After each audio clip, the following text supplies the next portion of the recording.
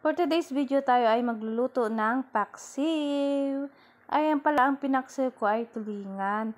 Ang gagawin ko dyan, ang papaksiwin ko muna bago ko gagataan. O ayan na nga, nilagay ko ng mga ingredients. At ayan, ang sibuyas, bawang, luya at paminta. At sinabay ko ng mga pangpalasa katulad ng betsin, asin. At ayan na nga, nakikita nyo, ang sarap. Una pa lang ang sarap na, paano pa kaya kapag naluto na ang aking ulam for today. At ayan na nga mga mari, kumukulo-kulo na at ayan, binuksan na natin ang ating pinaksiw. Diba, ang sarap-sarap. At ayan na nga, magalaw ang ating kameraman dahil tayo ay isang kameraman at isang kusinera. Mga mari, mga pare, ayan, ang sarap-sarap. At ayan nga pala, nilagyan ko ng sili pampalasa naman at para naman gumana tayo kumain for today's video mga mari, mga pare. Diba? Optional lang naman pala yan kung gusto nyo na manghang. At ayan na nga, nilagay ko ang talong galing sa aming garden.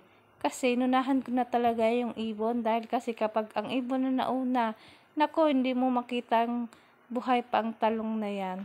Talagang tututudin yan hanggang maubos ang talong. At ayan na nga, tinakpan na nga natin ang ating pinaksiw. At maya maya ay ating lalagyan ng kokomama. O, diba? At ayan na, ang sarap-sarap, diba? Kapag tingin pa lang, nakakaalim. At ayun na nga mga Mars, pinuksan ko na uli ang aking pinaksiw na may talong. O, diba? At yan, nilagyan ko na ng kokomama gata. Ayan talaga, may price pa. Papasensya niyo na.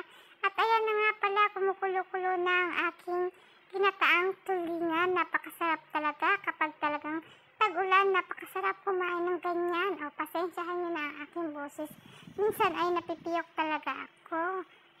Diba? At ayan na nga pala ang aming malunggay. Galing rin sa aming garden. Iba talaga kapag may sarili kang tanim. Anytime makakakuha ka ng gulay na galing sa inyong pananim. O, diba? Napaka-yummy-yummy na yan. Talagang swak na swak sa inyong pananghalian ang inyong ulam. At ayan, maraming salamat sa panonood, mga mari, mga pare. Sana magustuhan nyo ang aking video na ito.